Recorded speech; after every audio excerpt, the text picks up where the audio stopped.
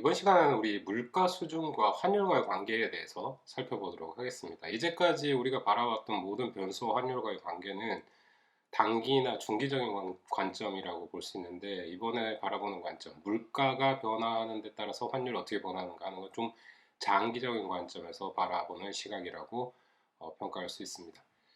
우리가 경제학에서 장기적인 관점에서, 특히 거시경제학 쪽에서 장기적인 관점에서 평가할 때 모든 이론들은 우리 계속 얘기하고 있었던 것이긴 한데요. 그 클래시컬 스쿨, 고전 학파와 케인즈 학파의 견해 중에 고전 학파의 견해와 이론들에 좀 더 가깝다라고 이해하시면 좋겠습니다. 장기 관점은 고전 학파의 이론들이 좀 더 설명력이 뛰어나고, 단기나 중기 관점에서의 분석은 케인즈 학파의 이론들로 주로 구성되어 있다, 이렇게 평가해 볼 수도 있겠는데요. 그 과정들이 사실은 그렇습니다. 장기적인 관점에서 볼 때, 그 클래시컬 스쿨들, 그러니까 고전 학파의 개념들은 모든 시장에서의 과정들, 시장의 균형이라든지 시장에서 변수들의 변화라든지 이런 것들이 모두 합리적으로 계속 움직이는 현상을 가정에 두고 분석을 하는 것이고요. 케인지어는 만약에 균형이 발생하지 않았을 때라든지 여러 가지 시장의 균형에서 멀어진 경우 어떤 식으로 우리가 좀 더 효율적으로 시장의 효과를 얻기 위해서 어떤 정책이라든지 과정들을 거쳐야 되는지에 대한 분석에 초점이 더 맞춰지기 때문입니다.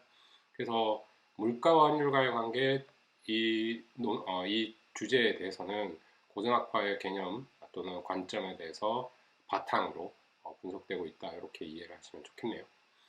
그리고 이번 시간에 우리가 주로 살펴볼 것은, 첫 번째 이제 설명할 개념이 일물일가의 법칙입니다. 그러니까 하나의 상품, 하나의 물건은 하나의 가격만이 존재한다라는 생각인데요. 장기적인 관점에서 보면 그렇습니다. 모든 시장이 합리적으로 효율적으로 작동되고 있는 상황에서는 균형에 우리가 다다르게 될 것이고, 그 균형에 다다르게 되는 경우 하나의 동일한 상품이라면 같은 가격으로 형성이 된다. 장소가 어디에 있든지 간에요. 물론 뭐 여러 가지 가정들이나 세부적인 사항들이 좀 있겠지만 일물일가의 법칙이 성립한다. 장기적인 관점에서. 그러고 기본적인 고전학파의 시간이 되겠습니다. 그 다음에 이제 일물일가의 법칙에 조금 더 완화된, 아니면 그걸 그 생각을 좀 더 발전시킨 이론이라고 할 수 있는데, 구매력 평가설, 구매력 평가 이론을 한번 살펴보도록 하겠습니다. 구매력 평가라고 하면 영어로는 PPP라고 짧게 표현하기도 하는데요. Purchasing Power Parity입니다. Purchasing Power라는 거, 우리가 그 화폐를 가지고 있는데 화폐의 가치랑 비교해 봤을 때, 그 물가 수준으로 나눠 가지고 평균화 시킬 수 있겠죠. 각국이 다른 물가 수준을 가지고 있다면 각국의 화폐가 가지고 있는 구매력, 그 화폐의 힘, 물건을 구매할 수 있는, 실물을 구매할 수 있는 힘이 얼마가 되는지 평가해보고, 그게 환율과의 연관성을 한번 고민해보는 부분이 되겠습니다. 그래서 일물일가의 법칙을 바탕으로 구매력 평가서를 이해하고, 구매력 평가서를 통해 가지고 환율이 장기에는 어, 어떤 식으로 환율이 균형을 찾아가게 될 것인지에 대한 이해를 높이는 부분이 되겠습니다. 거기에 이제 이어가지고 장기적인 환율 모형을 살펴볼 건데요. 이게 이제 통화주의 접근법이라고 해서, 그러니까 통화론자들의 아이디어까지 고려한 상황이 되겠습니다. 통화론자도 마찬가지로 고전학파에 깊이를 두고 있고요. 고전학파 다음으로 이어지는 철학적인 배경을 가지고 있습니다. 그 내용을 조금 더 깊이 있게 설명하고 그 부분을 좀 더 이해하려고 설명을 해 보도록 하겠습니다. 다음으로는 이제 이자율하고 인플레이션하고는 어떤 관계가 있는지, 이자율에 관해서 그것이 경제에서도 물론 소개되지만 아주 중요한 방정식 또는 효과, 이런 것이 있습니다. 그게 바로 피셔 효과라고 하는 건데요. 피셔라는 경제학자가 얘기한 내용입니다. 뭐 이것도 역시 아이덴티티 이퀄로 만들어지는 등호 방정식으로 이해될 수 있는데요. 어, 거시경제학에서는 주로 이렇게 얘기했을 겁니다. i는 r 플러스 파이, 그렇게 얘기를 해가지고 i라는 거, 명목 이자율은 실질 이자율에다가 인플레이션율을 더한 거하고 같다, 그런 내용을 담고 있고요. 이거를 피셔 이펙트 또는 피셔 방정식이라고 합니다. 그 부분을 소개할 거고, 그거를 통해 가지고 우리 환율과 물가와의 관계를 어떻게 연관시킬 수 있는지. 그럼 그 과정에서는 우리 구매력 평가설과 피셔 현상, 피셔 이펙트, 피셔 효과, 요거 두 개를 연결을 하면 직접적으로 환율과 이자율과의 관계를 우리가 이해할 수 있습니다. 그러니까 이자율에 대해서 환율과의 관계, 이자율과 환율과의 관계는 우리 이제까지 공부해왔던 interest parity, 이자율 평형 조건이 있겠죠. 이자율 평형 조건과 구매력 평가서를 연결하면 직접적으로 우리가 어떤 관계, 이자율과 인플레이션율과의 관계를 찾아낼 수 있습니다. 그 다음으로 우리가 한번 생각해 볼 거는 이제 구매력 평가설이 쭉 이렇게 이용되고 있는데, 구매력 평가설이 얼마나 현실 설명력이 있으며 또 거기 우리가 현실을 설명하는 데 있어서 한계점은 무엇인가에 대한 내용들을 잠깐 다룰 거고요. 그 문제점을 바탕으로 더 나은 방법이 뭐가 있을까를 한번 고민해 보도록 하겠습니다. 그래서 이제 구매력 평가의 여러 가지 문제점들은 이제 자세하게 조금 이따가 살펴볼 거고요. 그 문제점을 바탕으로 새롭게 나온 이론이 실질 환율 접근법이라는 겁니다. 그러니까 이제까지 했던 거는 통화주의 접근법이죠. 통화량이 변할 때 어떤 장기적으로는 어떤 영향이 있을 것이며 그게 환율에 어떤 영향을 미칠까라는 부분이고요. 그 다음 부분은 이제 그런 부분이 현실적으로 설명이 잘 안 되다 보니까 실질 환율이 뭔가를 정의를 하고 실질 환율에 대한 분석을 통해서 환율 변화를 예측해 보는 것, 물가와 환율과의 관계를 생각해 보는 그 부분이 되겠습니다. 그렇게 이제 이번 장이 이렇게 오늘 공부할 장이 이런 식으로 구성되어 있으니까 하나하나 차근차근 살펴보도록 하겠습니다.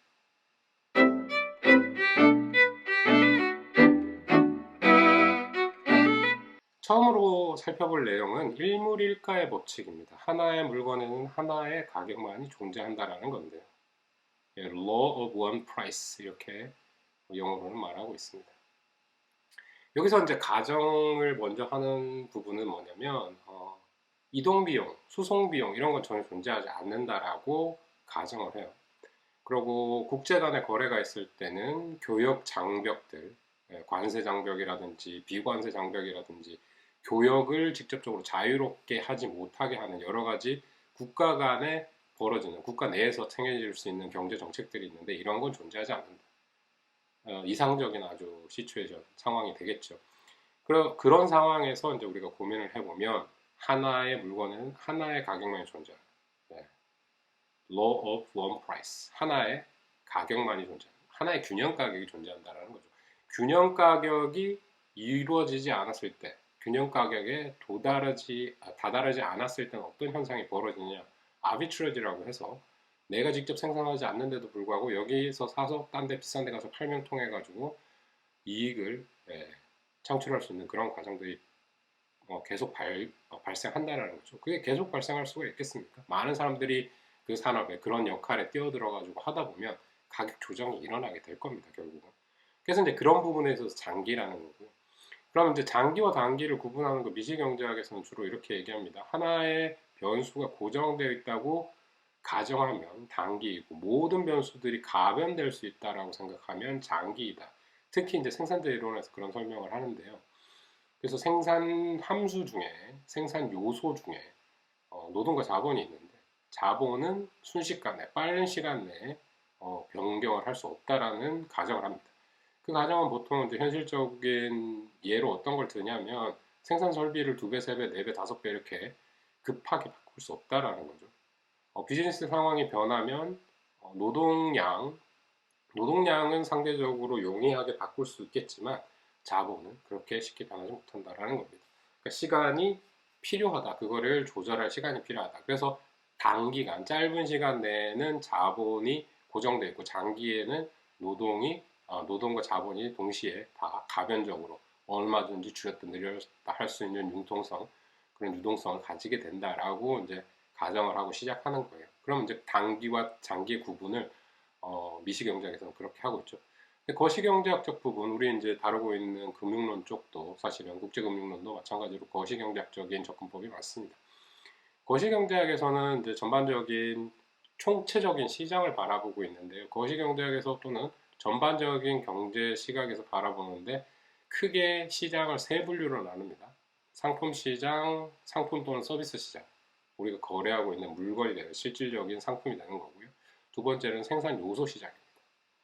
생산 요소 시장 뭐 있겠습니까? 그 예로 들어 가지고 노동과 자본을 주로 변수로 우리가 쓰는 변수, 자주 쓰는 변수를 쓰고 있고요. 그 두 가지 생산 요소를 가용할 수 있는 경우, 그 미시경제학에서는 하나를 못 쓰는 경우 단기, 장기 이렇게 구분했죠. 그리고 세 번째로는 이제 금융시장이 되겠죠. 통화, 수요와 통화 공급이 존재하는 자본시장, 금융시장 이런 게 될 건데, 그 세 가지 시장이 충분히 균형에 이를 수 있는 시간이 주어지는 것, 그 정도의 시간을 고려하는 것이 장기가 될 겁니다. 거시경제에서 바라보는 관점은 그렇습니다. 근데 장기적으로는 시장이 효율적이기 때문에 결국은 균형에 접근하게 될 거다라는 믿음을 갖고 있는 거죠. 효율적인 시장에 대한 믿음이 있는 겁니다. 그리고 이제 결국은 그런 과정으로 그런 결론으로 도달하게 될 것이다라는 거고요. 그런 장기적인 시각, 그런 철학, 그 시장의 우월함에 대해서 항상 믿고 있는 거. 시장에 대해서 이제 시장이 효율적으로 작동하리라. 모든 것들을 제대로 운영되게 되면 시장이 효율적으로 작동하고 시장에서 나오는 결론이 가장 효율적이다라고 믿는 부분이 이제 고전학파의 기본적인 시각이 되겠고요. 그럼 좀 더 단기적인 시각으로는 뭐 장기적으로는 모든 것들이 다 균형에 다다를 수 있으니까 고전학파의 시각이 맞을 수도 있지만 우리가 살고 있는 현실은 항상 균형만을 목격하고 있는 것이 아니다. 그리고 물론 뭐 경제적인 문제도 있겠지만 다른 문제들 때문에 발생하는 여러 가지 시장의 변화들 때문에 시장이 균형으로 접근하는데 더 많은 시간이 소요되지 않도록 우리가 뭔가 역할을 해야 된다라고 생각하고 그런 접근법을 계속 분석을 하고 연구를 하고 있는 것들이 곳이 바로 케인지언이라고 보면 되겠습니다. 케인지언과 고전학파는 계속해서 발전을 해왔고요. 그 양대 산맥으로 엄청나게 많은 논쟁들을 하고 있습니다. 아직도 여전히 진행되고 있는 과정이고요. 그래서 이제 원래 고전학파에서부터 그 고전학파라는 말도 케인즈라는 경제학자가 제일 처음 쓰기 시작한 거죠. 나 이전에 존재했던 모든 경제학파와 이론들을 나는 고전학파라고 부르겠다. 그래서 케인즈의 그 새로 그 대공황 시절에 나왔던 모든 이론, 뭐 이런 논리 이런 것들을 바탕으로 나는 케인지언이야, 나는 케인즈 학파야. 이래서 이제 새로운 그 학자들의 그룹이 형성되기 시작했습니다. 그렇게 그런 과정을 처음 거치면서 나왔는데 그런 이제 불황을 헤쳐나가기 위한 그런 어떤 경제적인 어려움들을 헤쳐나가기 위해서 정부가 적극적으로 개입하고 정책들을 펼쳐야 된다. 이런 어떤 철학을 가지고 있는 거고요. 그렇지만 다음 이제 경기가 다시 이렇게 좋은 방향으로 흘러나가기 시작하면 그런 단순한 또는 즉각적인 아니면 자의적인 시장에 대한 개입은 점점 효율성을 망치게 되고 결국은 그게 시장에 나쁜 영향을 미친다라고 주장하는 그런 철학 쪽이 또 세를 얻게 됩니다.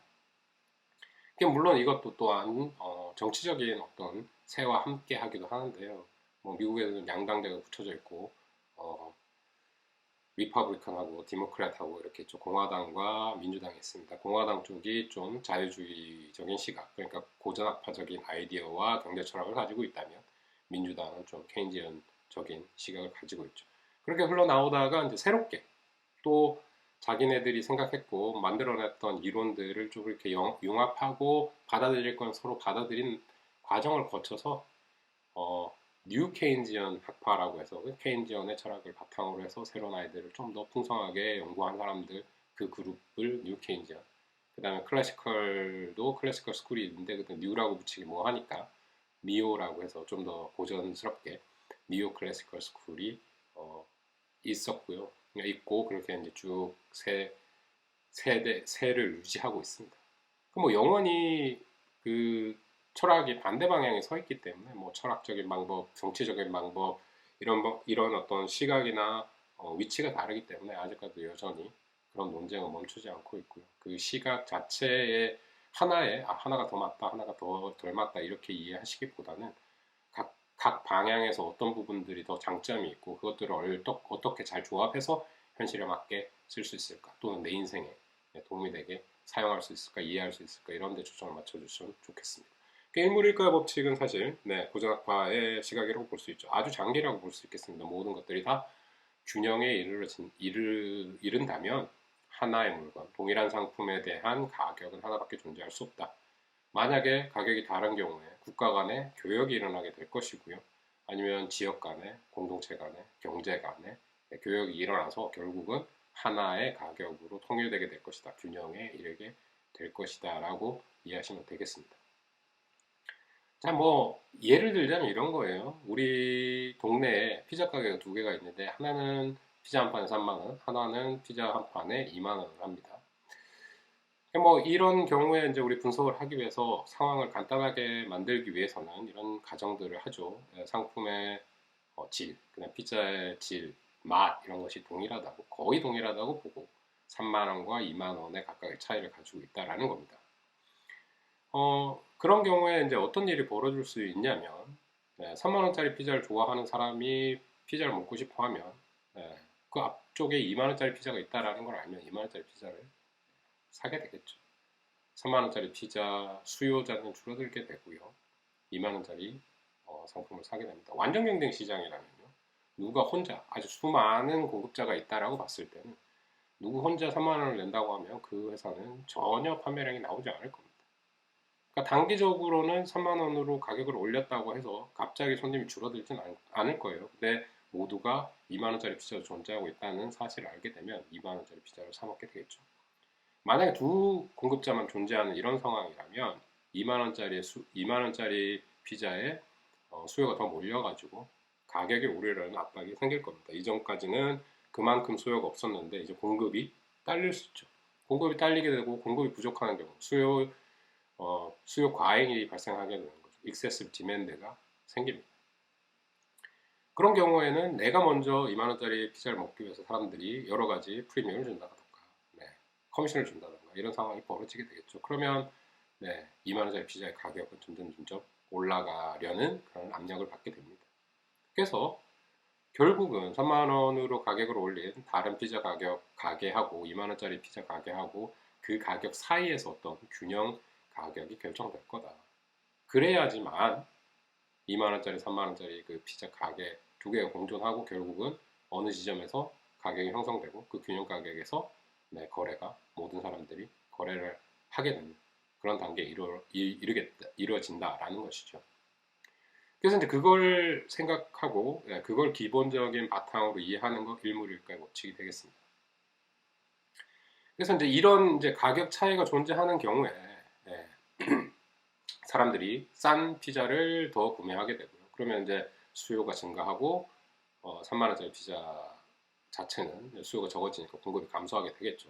그럼에 따라서 그쪽 3만 원짜리 피자, 그쪽 가격은 떨어질 압력을 가지고 반대 방향에 이제 2만 원짜리 피자는 가격이 올라갈 수 있는 그런 압력을 받게 된다라는 말씀을 드렸고요. 그 과정을 거치면서 이제 두 가게 자체에서 동일한 가격을 유지하게 되고 결국은 일물일가의 법칙이 성립하는 그런 현상이 보일 거다라는 겁니다. 그러면 이거를 이제 우리 동네 가게에 대해서 얘기를 했지만 물론 이거 우리 환율에 대한 생각도 해볼 수 있겠죠. 어떤 식으로 하냐면요. 우리나라는 뭐 국경을 맞대고 아주 가까운 국가가 북한밖에 없는데 그렇게 따지면은 이제 북한과는 교역을 잘 할 수가 없으니까 미국의 예를 들겠습니다.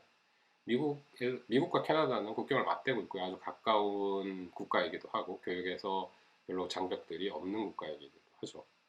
그렇다면 이제 미국에 가까운 큰 도시 중에 캐나다 되게 가까운 도시가 시애틀이라는 도시가 있습니다. 시애틀과 캐나다의 큰 도시, 가까운 도시는 밴쿠버라는 데가 있어요. 그 두 나라에 두 개의 피자 가게가 있다고 치죠. 그랬을 때 똑같은 조건이라면 어떤 일이 벌어질 것인가라는 거죠. 그럼 캐나다에서 피자가 30불, 3만 원가량에 팔리고 있고 시애틀에서는 20불, 2만 원가량에 팔리고 있다고 생각을 해봅시다. 그러면 우리 미국에 있는 피자하고 미국에는 미국 달러를 쓰고요. 캐나다는 캐나디언 달러를 씁니다. 캐나다 달러를 써요. 그 두 가지 화폐가 다른 거죠. 직접적으로 달러를 가지고 직접적으로 뭔가 물물교환을 할 수는 없습니다. 그렇다면 그 중간에 환율이 작용을 하겠죠. 그렇다면 우리 직접 비교해 봅시다. 이거 할 수 있잖아요. 그러니까 피자 가격 미국에서는 20달러, 캐나디언 달러로 30달러, 30 캐나디언 달러를 하는 상품이 팔리고 있는데 그러면은 이제 20달러를 가지고 캐나다에 가서 그 물건을 샀을 때 일물일가의 법칙 결국은 교역에 어떤 장벽들이 없다면 결국 같아지게 될 거라는 거죠. 상대적으로 캐나다에서 피자가 비싸게 팔려? 그럼 미국에서 사서 캐나다 가서 들고 와서 팝니다. 그런 상황이 지속될 때 아비트리지가 있다고 하고요. 네, 거의 불로소득 같은 소득을 얻을 수 있게 되죠. 여기서는 이제 교역에 대한 어떤 장벽도 없고, 그 물건들을 나르는 데 대한, 네, 비용, 네, 그 무역에 대한 비용 아니면 추가적인 어떤 비용들이 발생하지 않는다라고 했으니까, 그러니까 0.1초 만에 뭐 이렇게 탁 갖다 줄 수 있는 상황이라고 가정을 한다면, 실질적으로는 좀 불가능한 얘기이긴 합니다. 하지만 그렇다면 20달러짜리 미국 피자를 사서, 네, 30달러짜리 캐나디언 달러 비싼 피자가 비싸게 팔리니까 거기 들고 가서 수익을 얻을 수 있게 되는 거죠. 근데 이런 차이가 있는 건 환율로 조정하면, 환율이 존재하기 때문에 20달러짜리 미국의 피자 가격을 캐나디안 달러로 아까 그 교체를 해줘야 비교할 수가 있겠죠. 이거 어떻게 했습니까? 네, 우리 뭐 간단하게 했죠. 만약에 이제 그 환율이 익스체인지 레이시 단위가 달러 퍼 캐네디언 달러라고 합시다. 그러면은 캐나다의 피자 가격, 어떤 가격을 환율에다 곱해줬을 때 결국 일몰일가의 법칙이 성립한다면 미국의 피자 가격과 같아져야 되겠죠. 그거를 공식으로 써본다면 P 달러라고 했습니다. 피자 가격을 그냥 미국의 상품 가격에서 price of pizza US 그러면, 네, 그냥 막 그 표시를 P 달러라고 하겠습니다. P 달러는 환율 곱하기 P 캐네디언 달러로 해주면 되겠네요. 거기서 이제 단위를 조심해야 되는데 환율의 단위는 달러 퍼 캐네디언 달러가 돼야겠죠. 왜냐하면 그 곱해지는 캐네디언 달러가 캐네디언 그 피자의 가격이 캐네디언 달러로 써져 있으니까 그게 분모의 부분에 환율이 와 있어야 합니다. 그게 아니라면 이제 역수를 취해주면 되긴 하는데요. 그 단위를 제대로 써야 된다. 그럼 일물일가의 법칙이 성립한다면 P 달러는 익스체인지 레이트 2 달러 퍼 캐나디안 달러 곱하기 P 캐나디안 달러 해주면 된다는 거죠. 그게 같아진다는 거. 그게 같아지게끔 환율이 조정돼야 된다는 거죠. 일물일가의 법칙이 성립하게 되는 경우는 그렇다라는 겁니다. 이 이야기를 제대로 연결해가지고 이렇게도 바로 이야기할 수 있습니다. 그 이야기가 PPP죠. 구매력 평가설. 구매력 평가 이론, 구매력 평가설 이거는 뭐 Purchasing Power Parity라고 해서 PPP라고 하는데요. 이거는 이제 그 대표적인 상품의 베스킷을 구성해가지고, 네, 그거를 물가 수준으로 이렇게 표현을 한다면 그거를 구매할 수 있는 어떤 구매하는데 필요한 달러 양. 자, 그러면 피자 10개랑 뭐 파스타 2그릇이랑 옷 상의, 하의 한 벌이랑 뭐 이렇게 그 목록을 구성을 하는 거예요. 그 목록을 미국에서 구성했을 때 미국 달러로 지불해야 되는 양을 P 달러라고 한다면 그거 똑같은 상품을 캐나다에서는 얼마를 캐나다 달러를 줘야 되느냐 그걸 비교해 본다라는 거죠. 그래서 이제 그 상품 구성한 직접적으로 지불해야 되는 양을 비교했을 때 환율로 교환해주면 두 국가가 똑같아야 한다. 그게 이제 구매력 평가설입니다. 그렇죠? 대표적인 재화와 서비스, 뭐 CPI 계산할 때도 소비자 물가지수 계산할 때도 말스킷 구성해가지고 각국이 물가지수를 산정해 낸다고 했죠. 그런 방법들이 있는 것처럼 PPP도 동일한 개념으로 생각을 하는 거죠. 똑같은 어떤 목록을 구성한 다음에 그 목록을 사는데 미국에서는 몇 달러 들어, 캐나다에서는 몇 캐나디안 달러가 들어, 그걸 환율로 바꾸면 둘이 똑같아야 된다라는 거죠. 그거를 환율이 조정해주고 있다. 환율이 그걸 맞춰주고 있다. 일물일가의 법칙에서 미국의 퍼처싱 파워.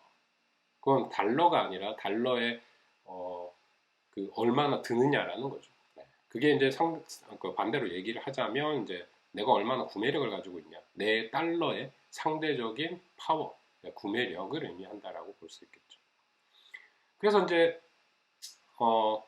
결국 이제 구매력 평가설에도 바탕으로는 일물일가 법칙이 뒤에서 성립하고 있다라고 이해하시면 되겠습니다.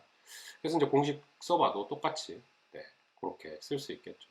그러니까 여기서 위에서 예로는 일몰일가의 법칙 얘기할 때는 피자라는 한 가지 상품을 얘기했지만 다음으로 구매력 평가 얘기할 때는 이제 목록을 구성해가지고 평균적인 네, 수준의 어떤 목록에 드는 비용을 계산한 것이죠. 그래서 이제 그 부분은 좀 더 평균화됐다라고 이해하시면 되는데 결국 공식은 똑같다라는 겁니다.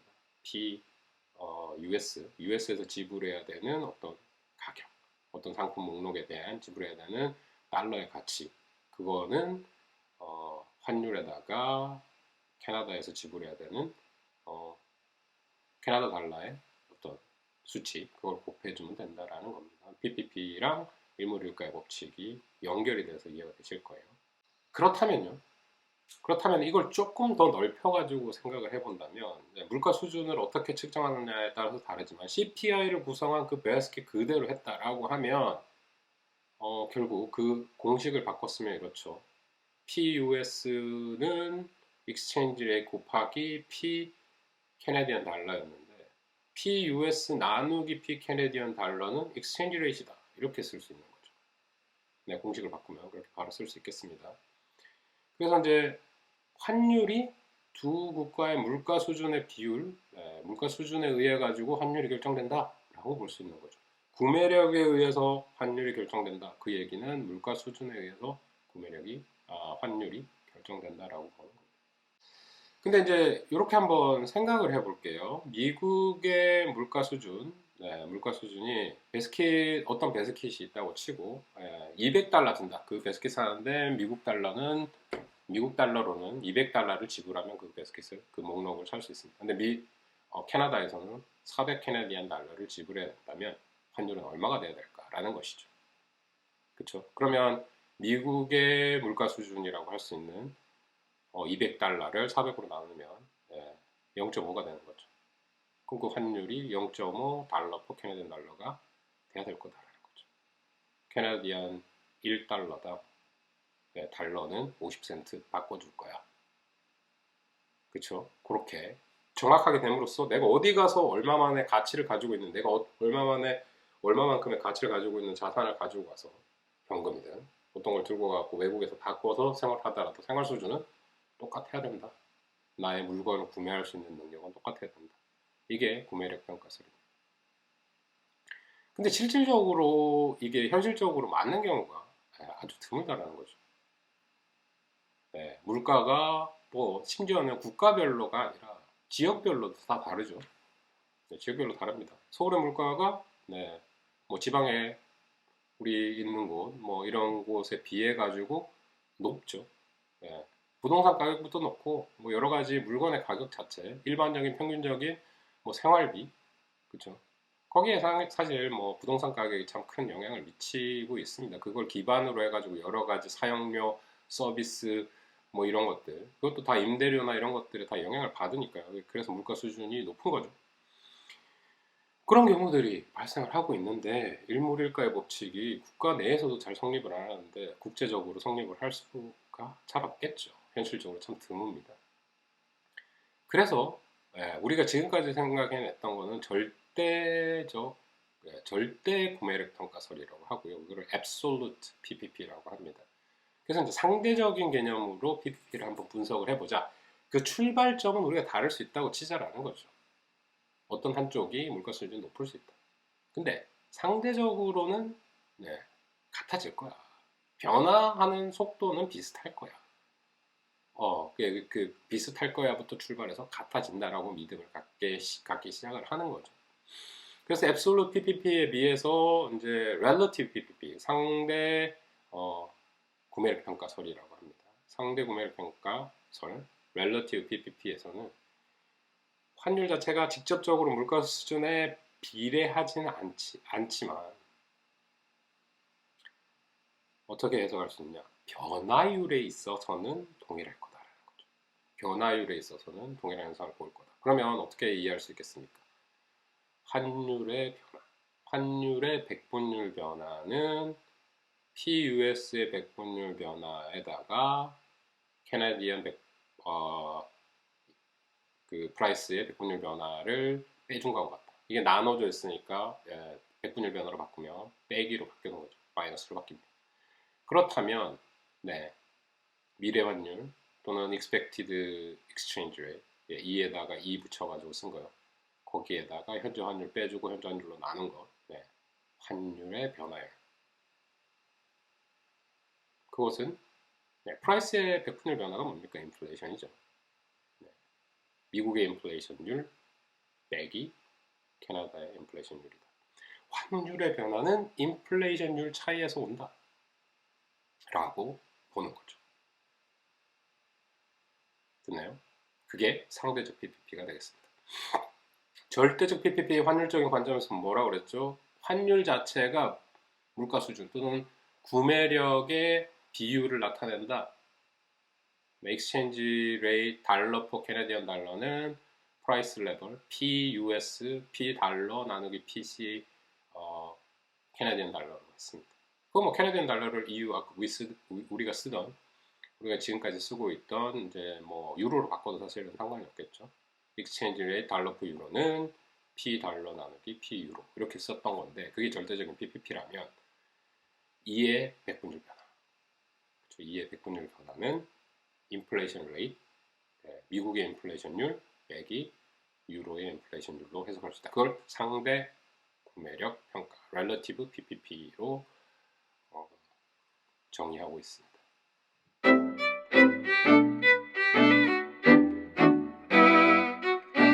이번에는 환율에 대해서 이해를 하기 위해서 통화 정책, 뭐 통화와의 관계를 통화에 대한 어떤 변화, 통화량에 대한 변화가 어떤 영향을 물가에다 미칠까?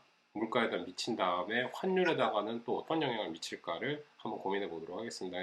우리 지난 시간에 배웠던 통화 공급, 예, 실질 통화량에다가 뭐 통화 수요, 그게 같아지는 점에서 이제 통화 시장 또는 금융 시장의 균형이 결정된다고 말씀을 드렸고요.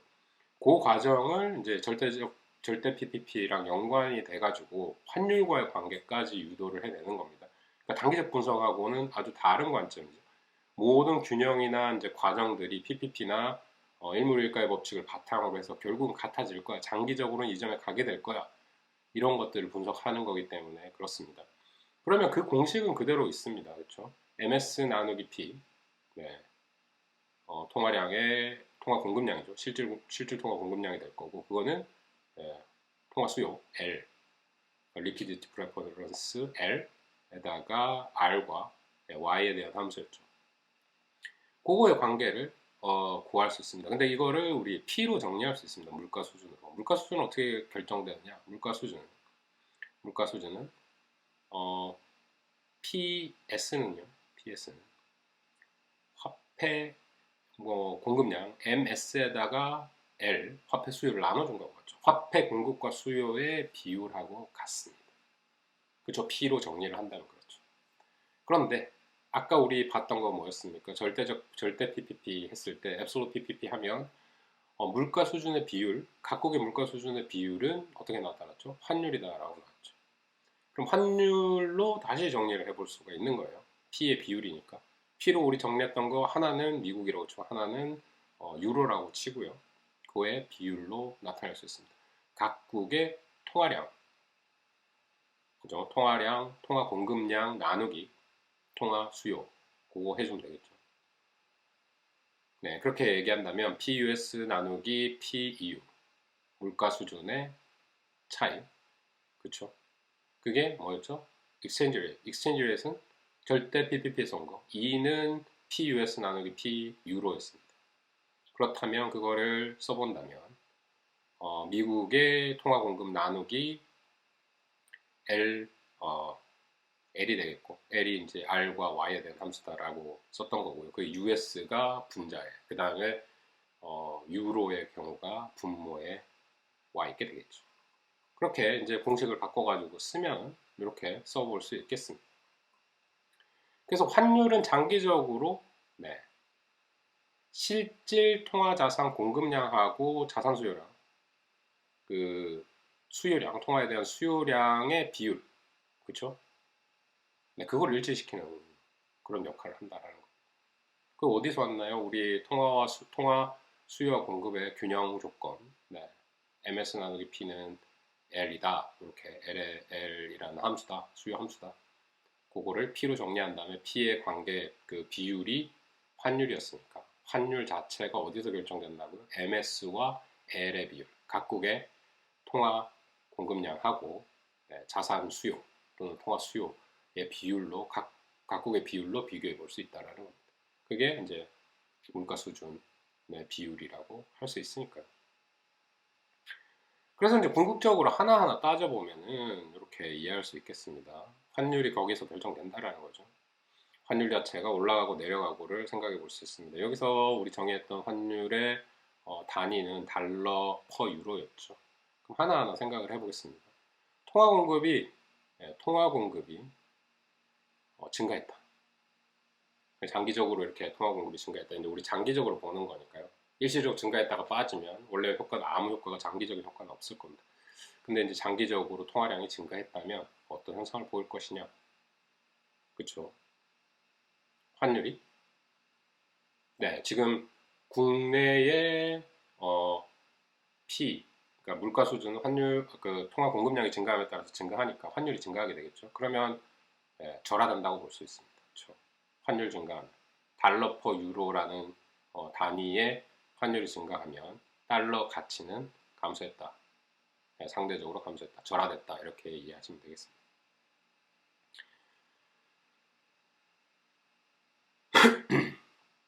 그 다음에 이자율이 상승했을 때는 어떨까요? 이자율이 상승하면 MS 나누기 L이었죠. L에 속해 있는데 통화 수요가 감소할 겁니다.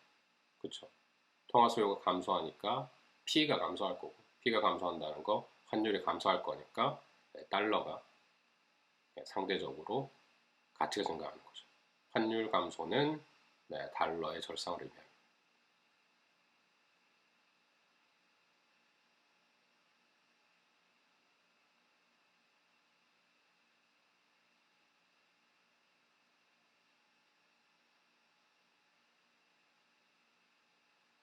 자, 이자율, 국내 이자율이 상승했을 경우를 한번 생각해 보죠. 국내 이자율이 상승하면 L이 감소하죠. L. 통화 수요가 감소합니다. 통화 수요가 감소한다는 거, 분모에 있는 부분이 감소하니까 우리 이제 M 나누기 L 부분, 국내의 M 나누기 L 부분 전체 분모가 감소하니까 전체적인 크기가 커지겠죠. 그러면은 PPP 조건에서 얘기했던 것처럼 E가 상승을 할 거고 환율의 증가가 오면 달러는 절하되겠죠. 그런 식으로 바로 이 공식을 통해 가지고 직접적으로 분석할 수 있습니다. 그래프가 필요한 것도 아니고요. 그냥 공식 보고 생각하시면 됩니다. 아주 간단한 거죠. 다음으로 Y가 증가했다면 그러니까 소득 증가 또는 국내 생산이 증가했다. 이렇게 봤을 때 Y가 증가하는 경우 L이 증가하겠죠. 부모가 증가했으니까 전체적으로 E가 감소하게 될 거고 E가 감소하는 경우 달러가 절상됐다. 달러의 가치가 증가됐다라고 보시면 되겠습니다. 요 각가지 경우를 이제 또 전체적으로 M 나누기 L, 미국과 유로의 이제 그 관계가 큰 또 분모에 있죠. 우리가 지금 생각했던 거는 전체적인 것에서 분자에 있는 것 중에 또 분수니까 분자와 분모를 생각했는데 외국의 경우에는 그 반대로 딱 생각하시면 되겠습니다. 왜냐하면 그 전체적인 크기가 이를 구성하는 환율을 구성하는 그 전체적인 크기가 분모에 있으니까 외국의 경우에는 그렇게 구매력 평가를 이용해가지고 각각의 변수가 변할 때 어떤 역할을 하는지 그림 그리지 않고 장기적인 관점에서 어떻게 분석하는지에 대해서 살펴봤습니다. 그래서 이제 그 궁극적인 채널을 살펴보자면 통화 공급의 증가라던가 이자율의 변화라던가 소득의 변화 요 자체 그 통화량 통화주의 접근법 통화주의에서 이제 접근하고 있는 그 변수들 세 가지의 변화에 따라 가지고 환율이 어떻게 변하는지를 장기적으로 어떻게 변하는지를 우리가 살펴봤습니다.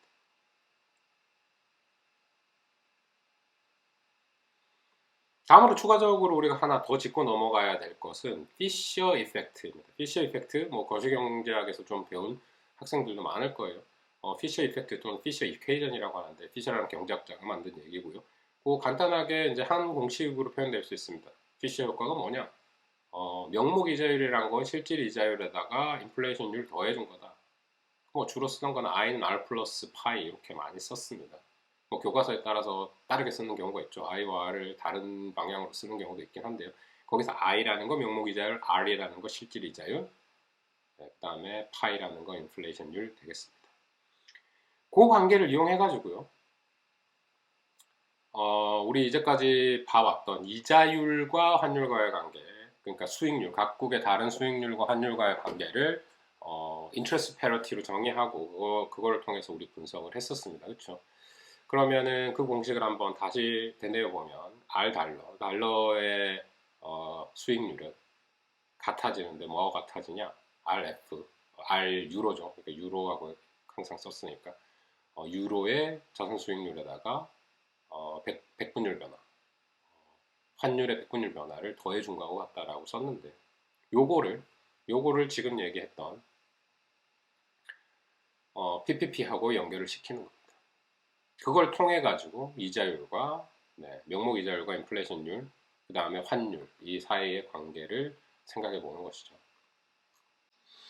자, 이자율 평형 조건을 바탕으로 하나의 공식을 만들고 그다음에 우리 그 절대적 PPP가 성립이 되지 않았을 때 왜?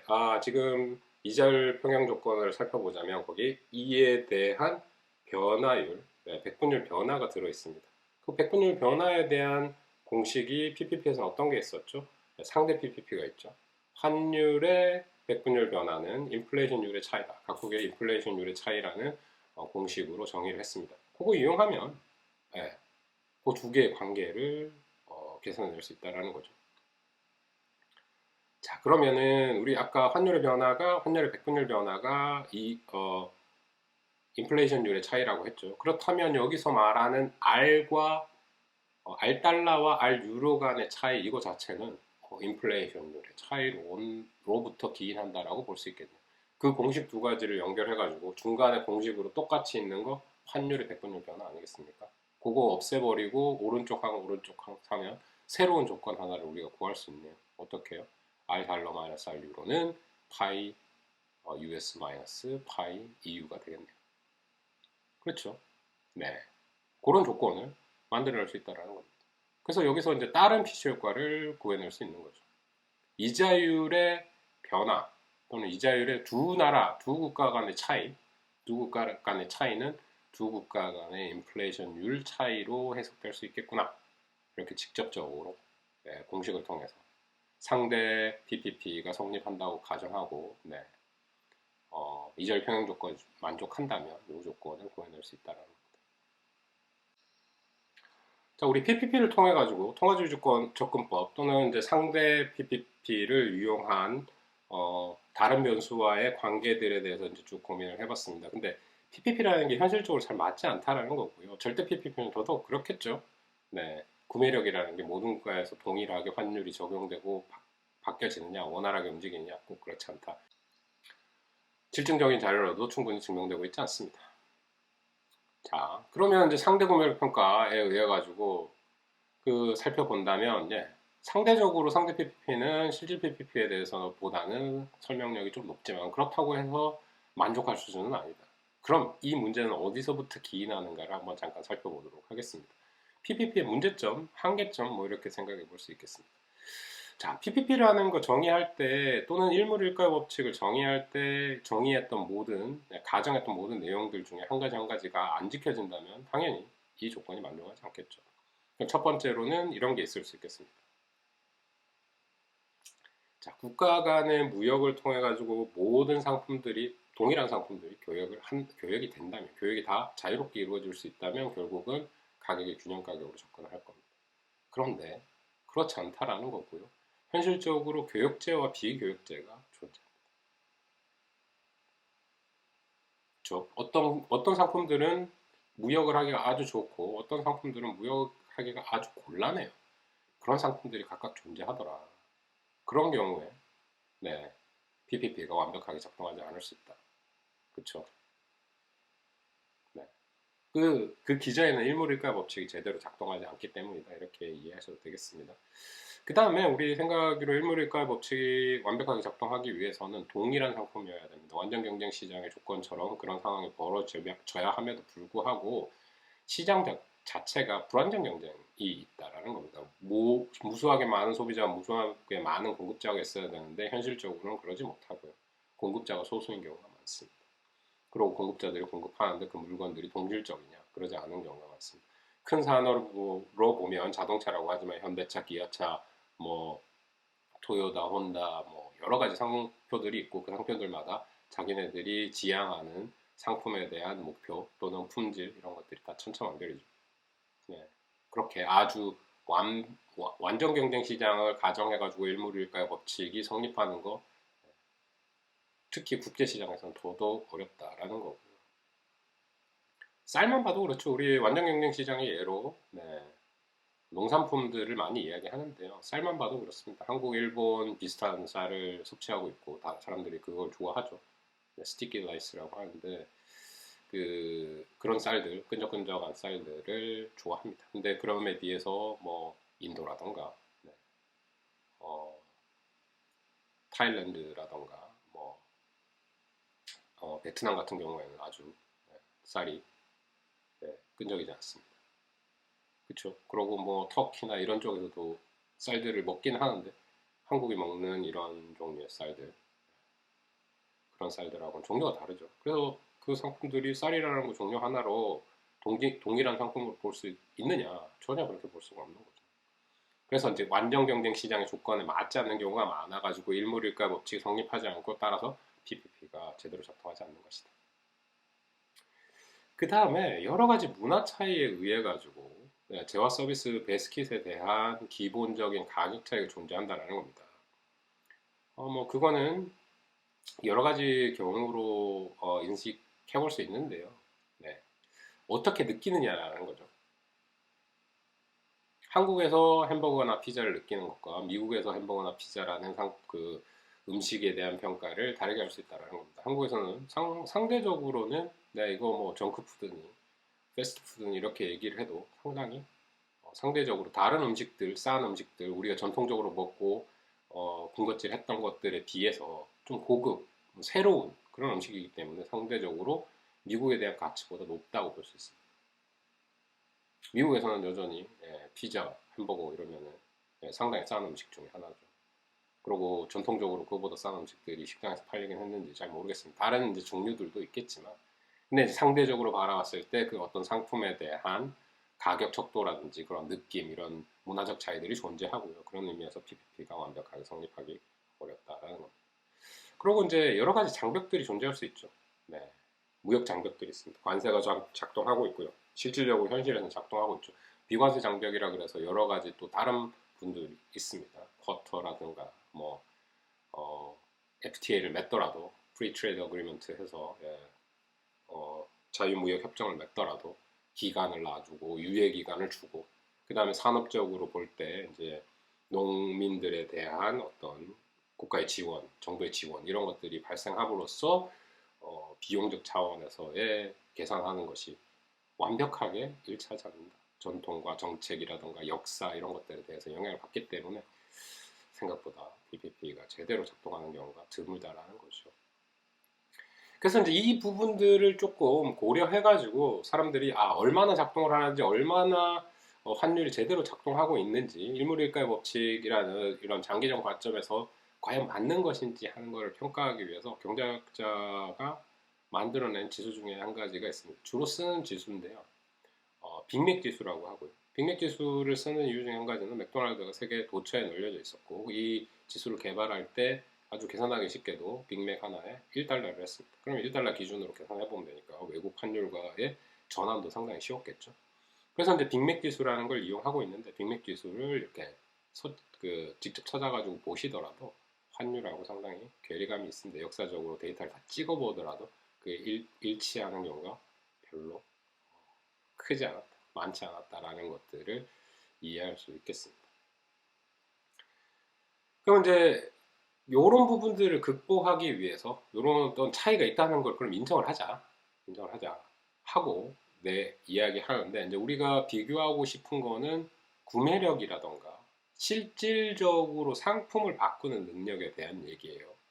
그러니까 환율 자체에 대한 거 물가에 대해서 영향도 받고 그거 명목 변수이기도 하고 그래서 그거 교환하는 것 자체가 사실은 여러 가지 변수에 영향을 많이 받으니까 좀 안정적인 지표로서 분석을 할 수 있는 뭔가가 있지 않을까. 그걸 이제 계속 생각하면서 PPP도 얘기를 하게 된 거거든요.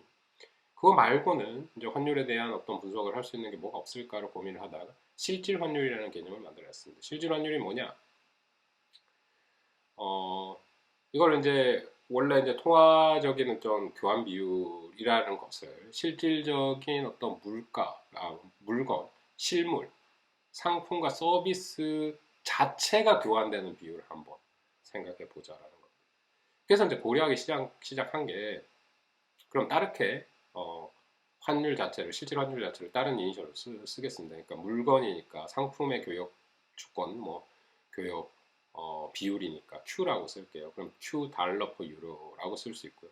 그러면 그건 Q 달러 퍼 유로는 2 달러 퍼 유로에다가 유로의 물가 수준 나누기 달러의 물가 수준을 하면 되겠습니다.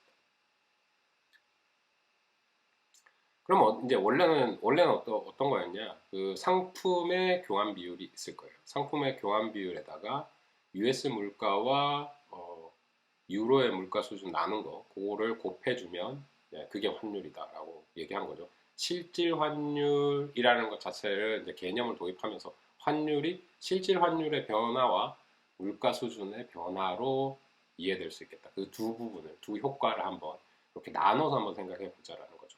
인플레이션율 변화하는 부분, 인플레이션율의 차이 또는 물가 수준의 차이가 분명히 존재를 할 거고 환율의 변화에 영향을 미치는 거. 그 다음에 실질 환율, 원래 가지고 있던 뭐 역사적인 배경, 어떤 다른 배경 스토리를 실질 환율이라는 개념을 넣어가지고 실질 환율에다가 물가 수준의 비율을 하니까 명목 환율인 이의 계산을, 이의 예측을 제대로 할 수 있을지도 모른다라는 그런 접근법을 가지고 있는 겁니다. 그래서 그거를 바꿔가지고 이제 Q에 대해서 풀어보니까 실질 환율 자체는 2 달러 퍼 유로에다가 P 유로 나누기 P 달러 물가 수준을 그렇게 서로 비율을 곱해주면 되겠습니다.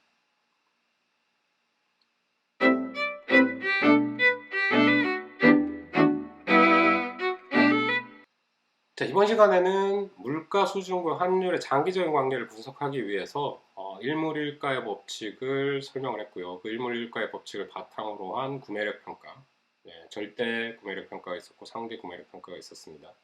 그걸 통해서 물가와 어, 물가 수준과 이제 환율과 관계가 어떻게 결정되는 것인지를 한번 살펴봤고요. 그 공식을 도입하는 데 있어서 상대적 PPP를 이용했었고, 그다음에 또 인터레스트 페널티, 이자율 평형 조건 이용해가지고 결국은 관계 두 개를 만들어내는 작업까지 한번 살펴봤습니다. 그래서 거기다가 이제 PPP 한계점에 대해서 고민을 해봤고요. PPP 한계점을 우리가 분석해서 실질 환율이라는 것까지 이제 소개를 했는데 실질 환율 부분은 조금 시간이 더 필요할 것 같아서 다음 주에 추가적으로 좀 깊이 있게 한번 고민해 보는 걸로 하겠습니다. 그래서 이제 이번 시간에는 이제 요 과정, 물가 수준과 환율의 장기적인 관계를 분석하기 위한 거고, 이제까지 해왔던 단기적인 관계가 조금 차이가 있고 이랬던 부분들을 주지하시고, 거기에 상당히 중요하게 작용했던 것이 구매력 평가서 PPP입니다. 그 PPP에 대한 이해를 좀 깊이 하시면 환율 변화에 대한 뭐 통화 정책이 변화할 때 환율이 어떻게 변화하는지, 이자율이 바뀔 때 어떻게 변화하는지, Y가 어떻게 변해서 환율이 변화를 겪게 되는지 그 과정들을 이해할 수 있을 겁니다. 그래서 이제 PPP의 한계점들을 이제 우리 또 그 다음에 분석을 했고 설명을 했고 그 PPP 한계점을 뛰어넘기 위해서 실질 환율이 도입됐다. 그 다음에 실질 환율의 나머지 부분들은 다음 시간에 좀 더 추가적으로 깊이 있는 설명을 해보겠다. 이게 이번 주 시간의 요약이 되겠습니다. 이번 시간은 이것으로 마무리 짓도록 할게요. 고맙습니다.